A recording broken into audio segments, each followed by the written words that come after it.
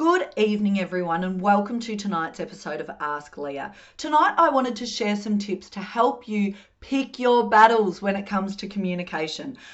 Quite often I share tips on how to actually have the difficult conversation, how to get curious, not furious, how to regulate your response and engage in that robust debate in a really assertive way. But tonight I want to share with you some of the key considerations when you're deciding whether to pitch in and jump into the conversation in the first place. Because our energy, our time is limited, and sometimes jumping in isn't necessarily the right response. So here we go, some tips to help you pick if it is a battle worth you having. First off, is it actually important to you? You'd be amazed at how often people jump in on issues that they don't actually even necessarily care about.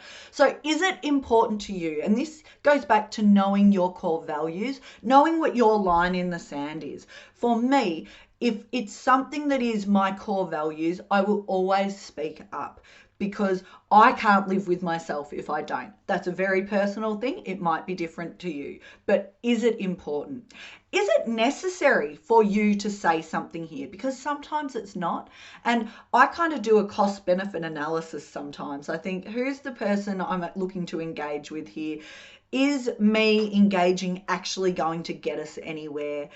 Or is it a let it through to the keeper? Now, that doesn't necessarily mean I have to be able to persuade the other person to change their mind. Sometimes it's me weighing up, could I get them maybe thinking about it in a different way? Could I plant a seed? Or even more importantly, oftentimes I will say something just so that the other person's statement or opinion isn't all anyone else hears. Sometimes a opinion or a statement is put out into the world and you think, geez, that's actually incorrect information or whatever it might be. I don't think I can let that stand. The next consideration is, will engaging in this help or hurt me? Because there's some big issues out there, and far out, folks. There's been some big ones this week that I feel very, very passionately about. I am angry, I am devastated, I am upset, and I am engaging in debate about the decision made by the Supreme Court in America. However, I have to choose when to do that. Is it going to help or hurt not just the cause, but me? Because we have to be okay. We have to protect our energy. We have to protect ourselves. So is it going to help or hurt me? Can I regulate myself? If I engage in this, can I do it in an appropriate way? We are allowed to be angry. We are allowed to be upset. You are allowed to be passionate. Those things are okay.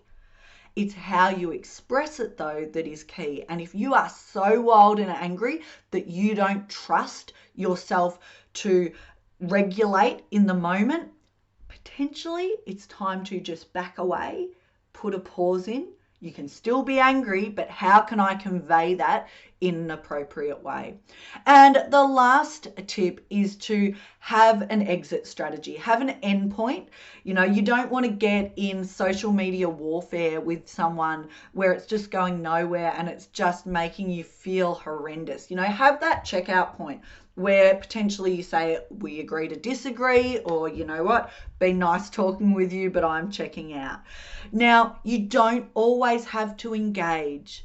You can block people. You're allowed to do that. You can choose to walk away from conversations. That's okay too. You have to protect yourself when we're having these really difficult conversations. Now, a whole other conversation is how you do that well, but tonight, I just encourage you to pick your battles.